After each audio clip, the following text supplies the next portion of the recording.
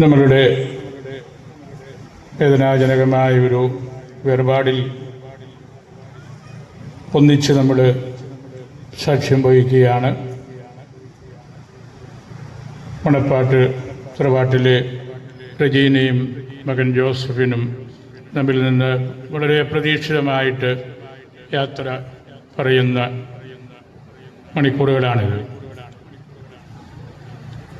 പരിശുദ്ധ ബെനഡിക്റ്റ് പിതാവ് പലതവണ ആവർത്തിച്ച ഒരു ചെറിയ വാക്യമാണ്, പരിശുദ്ധ അമ്മയും മകൻ ഉണ്ണിയും ഒന്നിച്ചിരിക്കുമ്പോൾ സമസ്ത രഹസ്യങ്ങളും അവിടെ ഉണ്ട് എന്ന്. മർത്തമറിയത്തെക്കുറിച്ചും ഈശോ മിശിഹായെക്കുറിച്ചുമുള്ള സൂചനകളാണല്ലോ.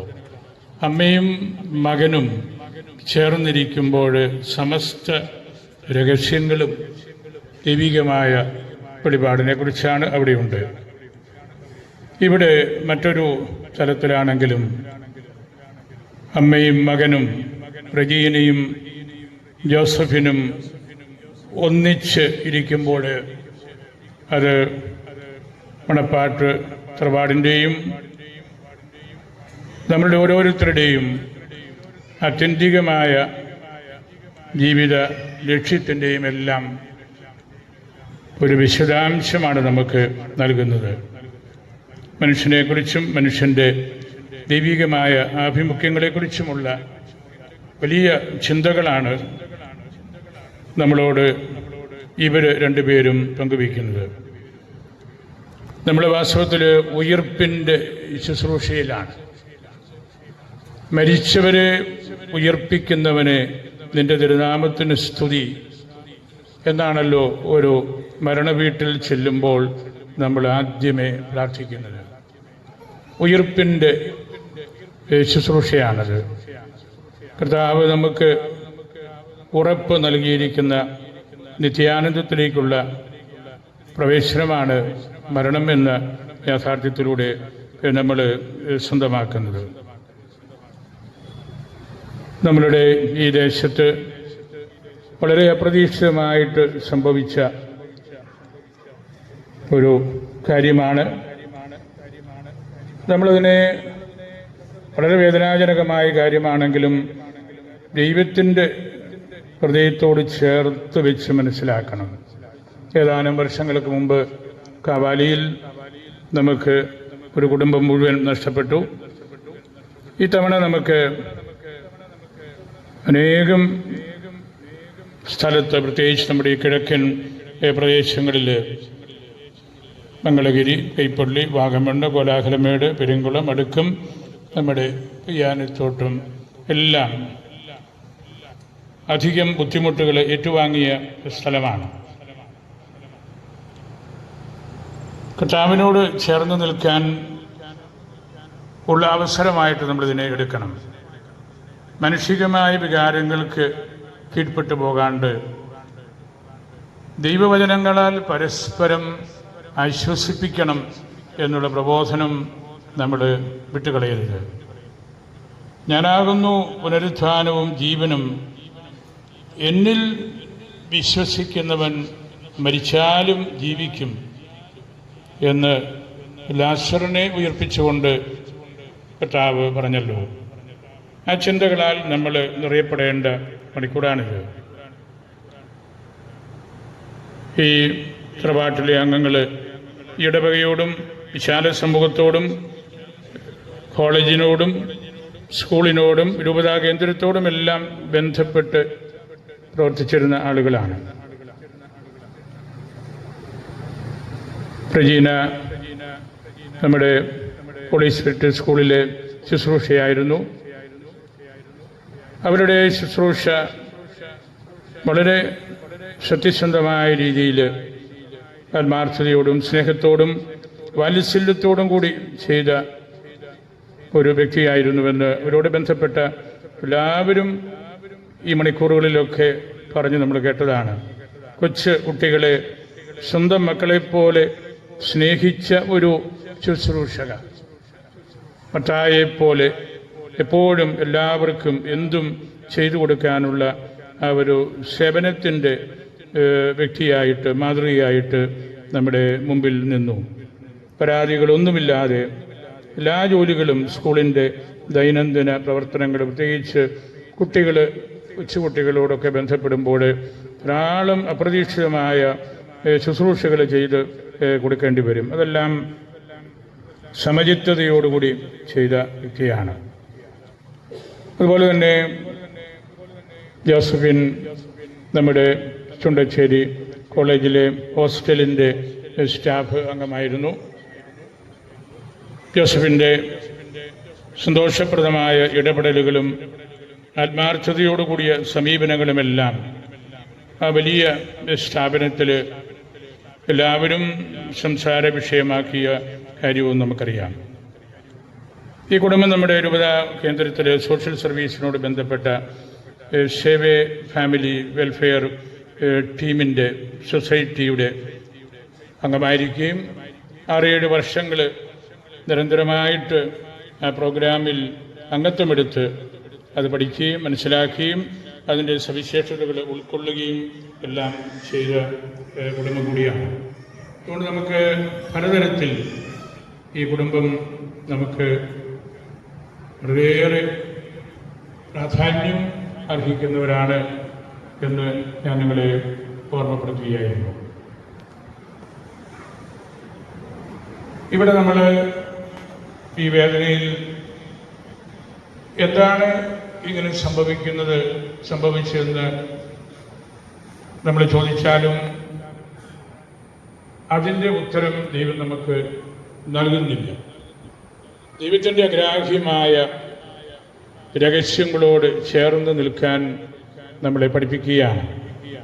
മനുഷ്യ ജീവിതത്തിൻ്റെ ബലഹീനമായ ആ പ്രകൃതവും ഒപ്പം ഈ പ്രപഞ്ചവും എത്രമാത്രം ബലഹീനമാണെന്ന് ഇത് നമ്മളെ പഠിപ്പിക്കുകയാണ്. എത്രയോ തവണ ഈ കിഴക്കൻ പ്രദേശത്ത് ഇതുപോലുള്ള കാര്യങ്ങൾ ആവർത്തിക്കപ്പെട്ടു. ബലഹീനമാകുന്ന ഭൂമി, ആ ഭൂമിയെ സംരക്ഷിക്കാനുള്ള ഉത്തരവാദിത്വം കൂടെ നമ്മൾ ഗൗരവതരമായിട്ട് എടുക്കണമെന്നുകൂടെ ഈ സംഭവങ്ങളെല്ലാം നമ്മളെ ഓർമ്മിപ്പിക്കുന്നുണ്ട്, നമ്മളെ പഠിപ്പിക്കുന്നുണ്ട്. കർത്താവിൻ്റെ ആഴമായ സ്നേഹത്തിൽ വളർന്ന ഒരു തറവാടായിരുന്നു ഇത്. ദൈവത്തെ നഷ്ടപ്പെടാതെ സഹനം പൂർത്തീകരിച്ച ഒരു അമ്മ, സഹിച്ചുകൊണ്ട് ഈശോയുടെ മുഖം എന്താണെന്ന് നമ്മെ പഠിപ്പിച്ച അൽഫോൻസാമ്മയുടെ പേരിലുള്ള ഈ ഇടവകയിൽ ഈ സഹനത്തിൻ്റെ അർത്ഥവും മറ്റൊരിടത്തും നമ്മൾ അന്വേഷിക്കേണ്ടതില്ല. നമ്മൾ വളരെ പ്രയാസമേറിയ ഹെവി ഹാർട്ട്സ് ആൻഡ് ഫേസ് ഓടുകൂടിയാണ് ഇവിടെ ആയിരിക്കുന്നത്. പക്ഷേ ദൈവം നമ്മോട് പറയുന്നത് സഫറിങ്ങിൻ്റെ, വേർപാടിൻ്റെ, മരണത്തിൻ്റെ ആത്യന്തികമായിട്ടുള്ള ആ വിസ്ഡം എന്താണെന്ന് ഒന്നുകൂടെ പഠിക്കാനാണ്. ഈ വാർത്ത അറിഞ്ഞ് ധാരാളം പിതാക്കന്മാർ എന്നെ വിളിച്ചു. നമ്മുടെ വലിയ പിതാവ് പ്രത്യേകം പ്രാർത്ഥന പറഞ്ഞു വിട്ടിട്ടുണ്ട്. ആലഞ്ചേരി പിതാവ് 3 തവണ ഇന്നലെയും ഇന്നുമായിട്ട് ഈ കുടുംബത്തിൻ്റെ കാര്യങ്ങൾ അന്വേഷിക്കുകയും വിശദാംശങ്ങൾ ആരായുകയും എല്ലാം ചെയ്തു. അതുപോലെ ആലപ്പുഴ പിതാവ്, നമ്മുടെ സഭയുടെ വലിയ പിതാവ്, അവരെല്ലാം 2 ജീവൻ, അത് അമ്മയും മകനും ഒരുമിച്ച് എടുക്കപ്പെട്ടപ്പോൾ അത് സഭയുടെ ഏറ്റവും തലപ്പത്തുള്ള ആളുകളെല്ലാം അത് ശ്രദ്ധിക്കുകയും അവരുടെ പ്രാർത്ഥനകൾ, അവർ വലിയ തിരക്കുള്ള ശുശ്രൂഷകളിൽ ആയിരുന്നപ്പോഴുമൊക്കെ ഈ വീടിന് വേണ്ടി വിളിക്കുകയും പ്രാർത്ഥിക്കുകയും അവരുടെ സാന്നിധ്യം, പ്രാർത്ഥനകളൊക്കെ നമുക്ക് നൽകിയതും നമ്മെ വളരെയേറെ ബലപ്പെടുത്തിയിട്ടുണ്ട്. തിരുവചനങ്ങളാലുള്ള ആശ്വാസവാക്കുകളായിരുന്നു അതെല്ലാം. Bible is not humankind's book of God. It is God's book of humankind. ദൈവത്തിൻ്റെ പുസ്തകമാണ് വേദപുസ്തകം. അത് മനുഷ്യവർഗത്തിന് വേണ്ടിയാണ്. മനുഷ്യരെഴുതിയ ഒരു പുസ്തകം ആയിട്ടല്ല നമ്മൾ വേദപുസ്തകത്തെ കാണുന്നത്. ഞാനൊരു കാര്യം ജോബിൻ്റെ പുസ്തകത്തിൽ നിന്നുകൂടെ ഒന്ന് പറയുകയാണ്. പഴയ നിയമത്തിലെ ഏറ്റവും ദൈർഘ്യമേറിയ അധ്യായങ്ങളുള്ള പുസ്തകമാണ് ജോബ്. 42 അധ്യായങ്ങൾ. ദൈവം ഏറ്റവും കൂടുതൽ സംസാരിച്ചിട്ടുള്ള പുസ്തകവും ജോബിൻ്റെ പുസ്തകത്തിലാണ്. ദൈവത്തിൻ്റെ വാക്കുകൾ കൊണ്ട് നിറഞ്ഞ് കവിഞ്ഞ് ഒഴുകുന്ന ഒരു പുസ്തകം. ജോബ് വളരെ സത്യസന്ധതയോടെ ജീവിച്ച് സാമ്പത്തിക ഭദ്രതയിൽ നല്ല ആരോഗ്യത്തിൽ കഴിയുന്ന അവസരത്തിലാണ് അദ്ദേഹത്തിന് എല്ലാ രോഗങ്ങളും വ്യാധികളും പീഡകളും എല്ലാം വരുന്നത്. അദ്ദേഹത്തിൻ്റെ സുഹൃത്തുക്കളും എല്ലാം പറഞ്ഞു, ദൈവത്തെ വിട്ടുകളയുക. ഈ സഹനമെല്ലാം എന്തുകൊണ്ടാണ് ദൈവം നമുക്ക് നൽകുന്നത്? ജോബ് അതിൽ നിർണായകമായ ഒരു നിലപാടെടുത്തയാളാണ്. എൻ്റെ ശരീരം അഴുകി ഇല്ലാതായാലും എൻ്റെ ഹൃദയത്തിൽ നിന്ന് ഞാൻ ദൈവത്തെ സ്തുതിക്കും. ജോബിൻ്റെ പുസ്തകം ഒരു വലിയ നിലവിളിയാണ്. സ്വർഗത്തിൻ്റെ ഹൃദയത്തിലേക്ക് തുളച്ച് കയറുന്ന ഒരു നിലവിളിയാണ്. ആത്യന്തികമായിട്ട് ആ പുസ്തകം നമ്മളെ നന്നായിട്ട് ഡിസ്റ്റർബ് ചെയ്യും. നമ്മുടെ അടിത്തറ ഇളക്കി മറിക്കുന്ന പുസ്തകമാണത്. അവിടെ ആ സഹനത്തിൻ്റെ നടുവിൽ അദ്ദേഹത്തിൻ്റെ ഒരു നല്ല സുഹൃത്ത് വന്ന്, എലിഹു എന്ന് പറയുന്നുണ്ടല്ലോ, പാപം ഇല്ലാത്തപ്പോഴും സഹനങ്ങൾ ഉണ്ടാകാം. അത് ദൈവത്തിൻ്റെ നീതി എന്താണെന്ന് അന്വേഷിക്കുന്നതിന് വേണ്ടിയാണ്. ജോബിൻ്റെ പുസ്തകം വാസ്തവത്തിൽ it is God's tutorial in moral wisdom. ദൈവം നൽകുന്ന ഒരു ക്ലാസ്സാണ്. ധർമ്മത്തിലും ദൈവവചനത്തിലും കൂട്ടായ്മയിലും നമ്മൾ എപ്പോഴും ആയിരിക്കാൻ വേണ്ടി ദൈവം നമുക്ക് നൽകുന്ന ട്യൂട്ടോറിയലാണ്. ആ ക്ലാസ്സിൽ നമുക്കിരിക്കാൻ അത്ര എളുപ്പമല്ല. പക്ഷേ നമ്മൾ നമ്മെ തന്നെ ചിന്തിക്കുമ്പോൾ, പഠിക്കുമ്പോൾ, മനസ്സിലാക്കുമ്പോൾ ആ ക്ലാസ്സിലിരിക്കാതെ നമുക്ക് ജീവിക്കാനൊക്കെയല്ല. ആ ക്ലാസ് നമുക്ക് നൽകുന്ന ഒറ്റ വാക്യത്തിൽ പറഞ്ഞാൽ, സഹനത്തിന് മാത്രമേ നമ്മെ മോക്ഷത്തിലെത്തിക്കാൻ പറ്റുകയുള്ളൂ. ഈ വേദന ഈ കുടുംബത്തിൻ്റെയോ ഈ ഇടവകയുടെയോ നമ്മുടെ രൂപതയുടെയോ മാത്രമല്ല. ഞാൻ പറഞ്ഞല്ലോ, നമ്മുടെ സഭാതലവന്മാരെല്ലാം വിളിച്ച് പ്രാർത്ഥനകൾ നൽകുന്നത് അത് നമ്മൾ വിചാരിക്കുന്നതിനേക്കാൾ വിലപ്പെട്ട 2 ജീവനെക്കുറിച്ചുള്ള ഓർമ്മപ്പെടുത്തലാണ്. നമ്മുടെ തന്നെ ഉള്ളിലേക്ക് ഒന്നുകൂടെ തിരിയാനുള്ള a call to return to our own hearts. ദൈവം ഈ സഹനങ്ങളുടെ കാരണം പറയുന്നില്ല. ജോബിനോടും പറഞ്ഞില്ല ഇന്ന കാരണങ്ങൾ കൊണ്ടാണ് ഈ ദുഃഖ ദുരന്തങ്ങളെല്ലാം വന്നത് എന്ന്. ജോബിൻ്റെ പുസ്തകം ഒരു പ്രത്യേക ഉത്തരവും നൽകുന്നില്ല. നമ്മളെ ഉത്തരം പ്രതീക്ഷിക്കരുത്. പക്ഷേ ജോബ് നമ്മുടെ ശ്രദ്ധ മാത്രമാണ് ആവശ്യപ്പെടുന്നത്. ആ പുസ്തകം വായിക്കും തോറും എന്ത് സഹനം വന്നാലും നമ്മൾ ദൈവത്തെ കൈവിടരുത്, ദൈവത്തിൻ്റെ മുഖം അന്വേഷിച്ചുകൊണ്ടിരിക്കണം എന്നുള്ള ആ ഒരു വലിയ സന്ദേശമാണ് നൽകുന്നത്. Faith is the ability to live with suffering and uncertainty.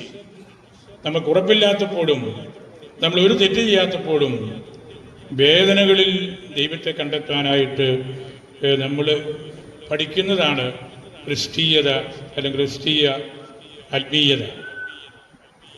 ജീവിക്കാനുള്ള ശക്തിയാണ് ഉത്തരം തരാത്ത ആ പുസ്തകം നമുക്ക് നൽകുന്നത്. ദൈവത്തെ കൈവിടാതിരിക്കാനുള്ള ധൈര്യമാണ്. Job is God's unshakable faith in humankind എന്ന് പറയാറുണ്ട്. ഈ മരണം, ഈ വേർപാട് നമുക്ക് അതുപോലുള്ളൊരു കാര്യമാണ്. ദൈവിക രഹസ്യത്തിൻ്റെ ആത്യന്തികമായ യാഥാർത്ഥ്യത്തിലേക്ക് നമ്മൾ നിരന്തരം എല്ലാവരും, ഈ പ്രകൃതി ഉൾപ്പെടെ തിരിയണം.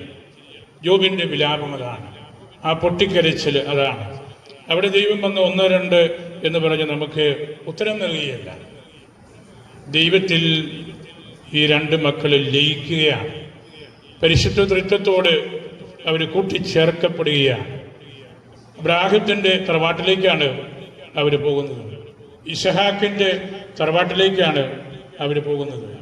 നീതിമാന്മാരുടെ തറവാട്ടിലേക്കാണ് അവർ പോകുന്നത്. പുനരുദ്ധാനം എന്ന അൺഷെയ്ക്കബിൾ പാറമേലാണ് അവരെ നമ്മൾ ഇവിടെ ഈ ദേവാലയത്തിൽ ഇതുപോലെ കിടത്തിയിരിക്കുന്നത്. അവർ പർദീസായിലേക്കാണ് പോകുന്നത്. നമ്മളവരെ പർദീസായിലേക്ക് കൊടുത്തുവിടുകയാണ്. അതാണ് നമ്മുടെ ജീവിതത്തിൻ്റെ അർത്ഥം.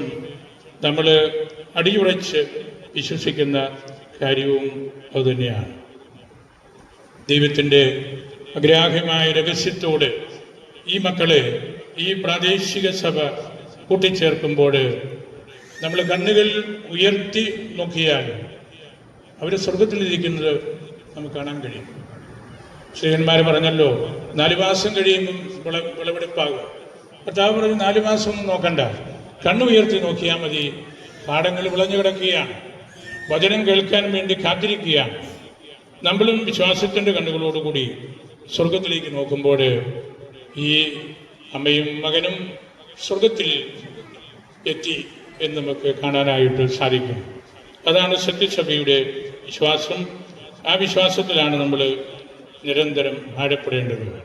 കാർഡിനൽ ന്യൂമാൻ്റെ ടൂമ്പിൽ എഴുതി വച്ചിരിക്കുന്ന വാക്യം ഇതാണ്: ഫ്രം ഷാഡോസ് ടു റിയാലിറ്റി, നിഴലുകളിൽ നിന്ന് യാഥാർത്ഥ്യത്തിലേക്ക്. ഈ ലോകം നമ്മൾ കണ്ടെത്തുന്ന കാര്യങ്ങളൊക്കെ കടന്നു പോകുന്നവയാണ്, നിഴലുകളാണ്. യാഥാർത്ഥ്യം സ്വർഗമാണ്. കർത്താവിൻ്റെ പക്കലുള്ള ജീവിതമാണ് യഥാർത്ഥത്തിലുള്ളത്. ജോൺ എഫ് കെന്നഡിയുടെ ഖബറിലും അതാണല്ലോ എഴുതിയത്. പലർക്കും ഈ കല്ലറ അന്ത്യമാകുമ്പോൾ എന്നെ സംബന്ധിച്ച് ഈ ജീവിതത്തിൻ്റെ തുടക്കമാണ്. അതാണ് ആഴമായ ബൈബിൾ ദർശനം. ദൈവത്തോട് നമ്മൾ കൂട്ടത്തിൽ നിൽക്കുമ്പോൾ, തിരുവചനങ്ങളാൽ നമ്മൾ പരസ്പരം ആശ്വസിപ്പിക്കുമ്പോൾ, നമുക്ക് ഈശോയുടെ ആ സഹനത്തോട് ചേർത്ത് നിർത്തുമ്പോൾ ഈ വേർപാടിനെയും ഈ മരണങ്ങളെയും നമുക്ക് ഹൃദയത്തിൽ എടുക്കാനായിട്ട് കഴിയും. സ്വർഗത്തിൻ്റെ ഒരു വെളിപ്പെടുത്തലാണ് ഈ 2 മക്കൾ ഇവിടെ നമുക്ക് നൽകിക്കൊണ്ടിരിക്കുന്നത്. നമ്മെ അവർ ഓർമ്മപ്പെടുത്തുകയാണ്. Memento mori, remember you must die. ഏത് അവസരത്തിലും അത് സംഭവിക്കാം എന്നുള്ള വലിയ ഓർമ്മപ്പെടുത്തലാണ്. ആ ഓർമ്മപ്പെടുത്തൽ സുവിശേഷത്തിൻ്റെ കാതലാണ്, ഈശോ പ്രസംഗിച്ച വാക്കുകളുടെ കാതലാണ്, നമ്മളുടെ ശുശ്രൂഷകളുടെ കാതലാണ്. ഓരോ പരിശുദ്ധ കുർബാനയും അവർ വലിയ സന്ദേശമാണ് നമുക്ക് നൽകുന്നത്. അതുകൊണ്ട് കർത്താവിനോട് ചേർന്ന് നിൽക്കുവാനായിട്ടുള്ള ആ ഒരു വിളിയായിട്ട് ഈ വേർപാടിനെ നമ്മൾ കാണണം. ഞാൻ പ്രിയപ്പെട്ട തറവാട്ടിലെ അംഗങ്ങളോടെല്ലാം, പ്രിയങ്കരനായ ജോണിയോടും അതുപോലെ ജോമിറ്റ്, സോമിറ്റ്, അവരോട് ബന്ധപ്പെട്ട കുടുംബാംഗങ്ങൾ, അവരെല്ലാം ഇവിടെ നമ്മുടെ കൂട്ടത്തിൽ നിൽക്കുമ്പോൾ നമ്മൾ ഈ ഭൗതിക ശരീരത്തിലെ അംഗങ്ങളെന്ന നിലയിൽ ഈ വേദനകൾ പങ്കുവയ്ക്കപ്പെട്ട് കഴിയും. സ്വർഗത്തിൻ്റെ ആ ഒരു ശാലീനത ഇവിടെ നമ്മൾ കണ്ടു കഴിയുമ്പോൾ അതിൽ പിന്നെ കരച്ചിലും വിലാപവും ഒന്നും ആവശ്യമില്ല. ഈശോ പറഞ്ഞല്ലോ, കരയരുത്, നമ്മൾ ഈശോയിൽ വിശ്വസിച്ചാൽ മാത്രം മതി.